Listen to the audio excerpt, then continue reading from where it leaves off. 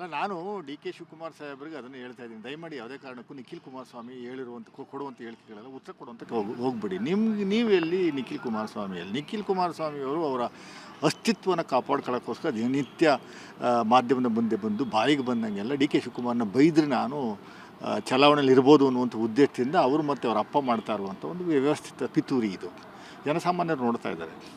ಅವ್ರ ತಂದೆಗೆ ದಯಮಾಡಿ ನಿಖಿಲ್ ಕುಮಾರಸ್ವಾಮಿ ಅವರು ಕೇಳಲಿ, ಎಚ್ ಡಿ ಕುಮಾರಸ್ವಾಮಿಯವರು ಹೆವಿ ಇಂಡಸ್ಟ್ರಿ ಮಿನಿಸ್ಟರ್ ಆದಮೇಲೆ ರಾಜ್ಯಕ್ಕೆ ಏನಾದರೂ ಒಂದು ಕಾರ್ಯಕ್ರಮ, ಒಂದು ಯೋಜನೆ ತರುವಂಥ ಕೆಲಸವನ್ನು ಮಾಡಿದೆ. ಅದ್ರ ಬಗ್ಗೆ ಯಾವತ್ತಾದ್ರೂ ಇಂಡಸ್ಟ್ರಿ ನಮ್ಮ ಕರ್ನಾಟಕ ರಾಜ್ಯದ industry minister M B Patil ಅವ್ರ ಜೊತೆ ಏನಾದರೂ ಯಾವತ್ತಾರು ಒಂದು ಸಹ ಚರ್ಚೆ ಮಾಡುವಂಥ ಕೆಲಸವನ್ನು ಮಾಡಿದ್ದಾರೆ? ಇಲ್ಲ ಇಂಡಸ್ಟ್ರಿ ಡಿಪಾರ್ಟ್ಮೆಂಟ್ನ ಅಧಿಕಾರಿಗಳ ಜೊತೆ ಯಾವತ್ತಾರು ಒಂದು ಸಹ ಚರ್ಚೆ ಮಾಡುವಂಥ ಕೆಲಸವನ್ನು ಮಾಡಿದ್ದಾರೆ?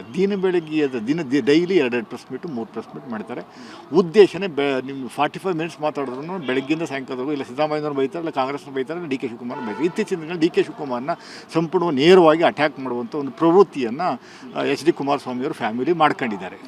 ಅದು ಉದ್ದೇಶ ಭಾಳ ಸ್ಪಷ್ಟವಾಗಿ ಜನಗಳಿಗೆ ಗೊತ್ತಿರುವಂಥ ವಿಚಾರ. ಇನ್ನೊಬ್ಬ ಪರ್ಯಾಯವಾಗಿ ಒಕ್ಕಲಿಗ ಲೀಡ್ರು ಬೆಳೀತಾ ಇದ್ದಾನೆ, ಮುಂದಿನ ದಿನಗಳಲ್ಲಿ ಇನ್ನೇನೋ ಆಗ್ಬಿಡ್ತಾನೆ ಅನ್ನುವಂಥ ಉದ್ದೇಶ ಇಟ್ಕೊಂಡು ರಾಜ್ಯದಲ್ಲಿ ಒಕ್ಕಲಿಗರಿಗೆ ಅಧಿಪತಿಗಳು ನಾವು ಬಿಟ್ಟರೆ ಬೇರೆ ಯಾರೂ ಇಲ್ಲ ಅನ್ನುವಂಥ ಒಂದು ಬಿಂಬಿಸುವಂಥದ್ದಕ್ಕೆ ಒಂದು ಪ್ರಯತ್ನ ಮಾಡ್ತಾರೆ. ಬಟ್ ಅದು ಫೇಲ್ಯೂರ್ ಆಗ್ತಾಯಿದೆ. ಕಳೆದ 2 ಚುನಾವಣೆಗಳಿಂದ 2013, 2018, 2023ರಲ್ಲಿ ಏನಾಯಿತು, ಜನಗಳು ಯಾವ ರೀತಿ ಮನ್ನಣೆಯನ್ನು ಕೊಟ್ಟರು, ಒಕ್ಕಲಿಗ ಸಮುದಾಯದ ಎಷ್ಟು ಮಟ್ಟಿಗೆ ಇವ್ರನ್ನ ನಂಬ್ತಾರೆ ಅನ್ನುವಂಥದ್ದು ಅವ್ರಿಗೂ ಗೊತ್ತಾಗಿದೆ.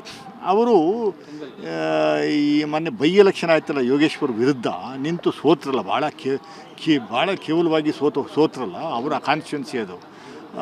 ಅವಾಗಲಿಂದ ಸ್ವಲ್ಪ ಮೆಂಟಲಿ ಅಪ್ಸೆಟ್ ಆಗಿದ್ದಾರೆ ನಿಖಿಲ್ ಕುಮಾರಸ್ವಾಮಿಯವರು. ಈಗ ಬಿಡದಿ ಟೌನ್ಶಿಪ್ದು ವಿಚಾರ ತೆಗೆದುಕೊಂಡು ಡಿ ಕೆ ಶಿವಕುಮಾರ್ನ ಅಟ್ಯಾಕ್ ಮಾಡುವಂಥ ಕೆಲಸ, ಜನರ ಮುಂದೆ ಡಿ ಕೆ ಶಿವಕುಮಾರ್ ಒಬ್ಬರು ಖಳನಾಯಕ ಅನ್ನೋ ರೀತಿಯಲ್ಲಿ ಬಿಂಬಿಸುವಂಥದ್ದು ಒಂದು ವ್ಯವಸ್ಥೆ ನಿರ್ಮಾಣ ಮಾಡಿಕೊಂಡಿರೋದು ಕಾಣ್ತಾ ಇದೆ, ಭಾಳ ಸ್ಪಷ್ಟವಾಗಿ ಕಾಣ್ತಾ ಇದೆ. 7,000 ಎಕರೆ ಗ್ರೇಟರ್ ಬಿಡದಿ ಟೌನ್ಶಿಪ್ನ ಮಾಡಬೇಕು ಅನ್ನುವಂಥದ್ದು ಏನು ಉದ್ದೇಶ ಇಟ್ಕೊಂಡು ಡಿ ಕೆ ಶಿವಕುಮಾರ್ ಭಾಳ ಸೀರಿಯಸ್ಸಾಗಿ ಮಾಡ್ತಾ ಇದ್ದಾರೆ. ಅದು ಹಿಂದೆಯೇ ಇವರು ಕುಮಾರಸ್ವಾಮಿಯವರೇ ನೋಟಿಫೈ ಮಾಡಿದ್ದಂಥ ಜಾಗ, ಅದು ಹಿಂದೆ ನೋಟಿಫೈ ಮಾಡಿ ಅವ್ರು ಚೀಫ್ ಮಿನಿಸ್ಟರ್ ಆಗಿದ್ದಾಗ ನೋಟಿಫೈ ಆಗಿದ್ದಂಥದ್ದು, ಟೌನ್ಶಿಪ್ ಮಾಡಬೇಕು ಅನ್ನುವಂಥ ಉದ್ದೇಶದಿಂದ ನೋಟಿಫೈ ಮಾಡಿದ್ದಂಥದ್ದು ಈಗ ಕ್ಯಾರಿ ಫಾರ್ವರ್ಡ್ ಆಗಿದೆ ಅಷ್ಟೇ. ಅದು ಬಿಟ್ಟರೆ ಬೇರೆ ಏನು ಹೊಸದಾಗಿ ತಗೊಳ್ಳುವಂಥ ಕೆಲಸವನ್ನು ಮಾಡಿಲ್ಲ. ಬಟ್ ದಿನ ಬೆಳಗ್ಗೆ ಎದ್ದರೆ ಡಿ ಕೆ ಶಿವಕುಮಾರ್ ಅವ್ರನ್ನ ಏಕವಚನದಲ್ಲಿ ಬೈಯುವಂಥ ಕೆಲಸವನ್ನು ನಿಖಿಲ್ ಕುಮಾರಸ್ವಾಮಿ ಮಾಡ್ತಾ ಇದ್ದಾರೆ. ಅವರು ಭಾಳ ಸ್ಪಷ್ಟವಾಗಿ ಹೇಳಿದ್ದಾರೆ, ನೀವು ನಿಮ್ಮ ಸ್ಟೇಟಸ್ ಏನು ಅನ್ನುವಂಥ ಫಸ್ಟ್ ತಿಳ್ಕೊಳ್ಳಿ ಅಂತ. ಹೌದು, ನಿಖಿಲ್ ಕುಮಾರಸ್ವಾಮಿಯವರೇ ನಿಮ್ಮ ಸ್ಟೇಟಸ್ ಏನು ಅಂತ ಜನಗಳಿಗೆ ಹೇಳಿ. ನೀವು whether you are going to claim yourself that I am the brother of mister Prajwal Revanna, are you are going to claim yourself that I am the my uncle is Mr. Revana, he was also accused in sexual harassment case. ಅದು ಏನು ಅನ್ನುವಂಥ ದಯಮಾಡಿ ಹೇಳಿ ಜನಗಳಿಗೆ. ಇಲ್ಲ ನಮ್ಮ ಅಪ್ಪ 2 ಸರಿ ಮುಖ್ಯಮಂತ್ರಿಗಳಾಗಿದ್ದರು, ಇಲ್ಲ ನಮ್ಮ ತಾತ ಪ್ರೈಮ್ ಮಿನಿಸ್ಟರ್ ಆಗಿದ್ದರು, ಮುಖ್ಯಮಂತ್ರಿಗಳಾಗಿದ್ದರು ಅನ್ನುವಂಥದ್ದು ಒಂದು ಸ್ಟೇಟಸ್ ಬಿಟ್ಟರೆ ಬೇರೆ ಏನಿದೆ ನಿಮಗೆ? ಏನೂ ಇಲ್ಲ. ನೀವು ಡಿ ಕೆ ಶಿವಕುಮಾರ್ ಅವ್ರನ್ನ ಏಕವಚನದಲ್ಲಿ ತೊಡೆ ತಟ್ಟುವಂಥ ಕೆಲಸವನ್ನು ಮಾಡ್ತಾ ಇದ್ದೀರಲ್ಲ, ಇದು ಎಷ್ಟರ ಮಟ್ಟಿಗೆ ಸರಿ? ಏನು ಸಮಸ್ಯೆ ಏನು ನಿಮಗೆ? ಸಮಸ್ಯೆ ಏನಾದರೂ ಇದ್ದರೆ ನಿಮ್ಮದು ಕೇತಗಾನಹಳ್ಳಿ ಜಮೀನು ವಿಚಾರದಲ್ಲಿ ನಾವು ಕಾಂಗ್ರೆಸ್ ಸರ್ಕಾರ ಏನು ಮಾಡಿದ್ದಲ್ಲ, ಹಿರೇಮಠವರು ಕೇಸ್ ಹಾಕಿದ್ರು, ಸುಪ್ರೀಂ ಕೋರ್ಟಿಂದ ಒಂದು ಡೈರೆಕ್ಷನ್ಸ್ ಬಂತು, ಹೈಕೋರ್ಟಲ್ಲಿ ತನಿಖೆ ನಡೀತು, ತನಿಖೆ ಆದಮೇಲೆ SIT ಫಾರ್ಮ್ ಮಾಡುವಂಥದ್ದಕ್ಕೆ ಡೈರೆಕ್ಷನ್ಸ್ ಕೊಟ್ಟರು. ಅದ್ರ ಬೇಸಿಸ್ ಮೇಲೆ ನೀವು 14 ಎಕರೆ ಜಾಗನ 45 ಎಕರೆ ಮಾಡ್ಕೊಂಡಿದ್ರಲ್ಲ, ಗೌರ್ಮೆಂಟ್ ಲ್ಯಾಂಡ್ನಲ್ಲಿ ಅಕ್ವೈರ್ ಮಾಡಿಕೊಂಡು. ಅದ್ರ ಬಗ್ಗೆ ನಾವು ಯಾವುದೇ ರಾಜಕೀಯ ಪಿತೂರಿಯಿಂದ ಮಾಡಿದ್ದಂಥದ್ದಲ್ಲ. ಇದು ಕೋರ್ಟ್ ಡೈರೆಕ್ಷನ್ಸ್ ಮೇಲೆ SIT ತನಿಖೆ ಮಾಡಿ ಕೋರ್ಟಿಗೆ ಸಬ್ಮಿಟ್ ಮಾಡಿ, ಕೋರ್ಟ್ನವರು ಭಾಳ ಸ್ಪಷ್ಟವಾಗಿ ಹೇಳಿದ್ದಾರೆ, ಹೆಚ್ಚುವರಿ ಜಾಗವನ್ನು ನೀವು ವಾಪಸ್ ತೊಗೊಂಡು ಕ್ರಿಮಿನಲ್ ಕೇಸ್ ಫೈಲ್ ಮಾಡಿ ಅಂತ. ಅದ್ರ ಬೇಸಿಸ್ ಮೇಲೆ ಮಾಡುವಂಥ ಕೆಲಸವನ್ನು ಮಾಡ್ತಾಯಿದ್ದಾರೆ ಅಷ್ಟೇ. ಅದು ಬಿಟ್ಟರೆ ಬೇರೆ ಇನ್ನೇನು ಇಲ್ಲ.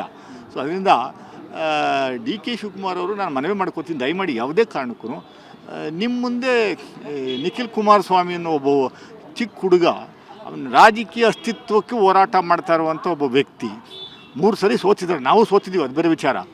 ಸೋತಿದ್ದಾರೆ, ಮುಂಚೂಣಿನಲ್ಲಿ ಇರಬೇಕು, ಮುಂದಿನ ದಿನಗಳಲ್ಲಿ JDSನ ಅಧಿಪತಿ ಆಗಬೇಕು, ಆ ಫ್ಯಾಮಿಲಿ ಟ್ರಸ್ಟ್ಗೆ ನಾನು ಒಡೆಯನಾಗಬೇಕು ಅನ್ನುವಂಥ ಉದ್ದೇಶದಿಂದ ದಿನ ಬೆಳಗ್ಗೆ ಎದ್ದರೆ ಮಾಧ್ಯಮದ ಮುಂದೆ ಬಂದು ಜನಸಾಮಾನ್ಯರ ಸಮಸ್ಯೆಗಳ ಬಗ್ಗೆ ಯಾವತ್ತೂ ಅವ್ರ ಫ್ಯಾಮಿಲಿಯವರು ಮಾತಾಡಲಿಲ್ಲ. ಡಿ ಕೆ ಶಿವಕುಮಾರ್ ಬಗ್ಗೆ ಬಿಟ್ಟರೆ, ಸಿದ್ದರಾಮಯ್ಯನವ್ರನ್ನ ಬೈಯೋದು ಬಿಟ್ಟರೆ, ಕೇಂದ್ರದ ನಮ್ಮ ಕಾಂಗ್ರೆಸ್ ಪಕ್ಷದ ಮುಖಂಡರುಗಳನ್ನ ಬೈಯೋದು ಬಿಟ್ಟರೆ ಯಾವತ್ತಾದರೂ ಜನಸಾಮಾನ್ಯರ ಕಷ್ಟದ ಬಗ್ಗೆ, ಪೆಟ್ರೋಲು ಡೀಸೆಲ್ಲು ಗಗನಕ್ಕೆ ಹೋಯಿತು, ಗ್ಯಾಸ್ 993 ರೂಪಾಯಿ ಹೆಚ್ಚಳ ಆಗಿದ್ದು ತಲೆ ಕೆಡಿಸ್ಕೊಳ್ಳಿಲ್ಲ. ಈಗ ರೈತರಿಗೆ 1,000 ರೂಪಾಯಿ ಜಾಸ್ತಿ ಮಾಡಿದ್ದಾರೆ ಒಂದು ಕ್ವಿಂಟಾಲ್ಗೆ ಗೊಬ್ಬರದ್ದು, ಯೂರಿಯಾ ಇದೆಲ್ಲ. ಅದ್ರ ಬಗ್ಗೆ ಮಾತಾಡ್ತಾ ಇಲ್ಲ, ಒಂದು ದಿವಸನೂ ಮಾತಾಡಲಿಲ್ಲ.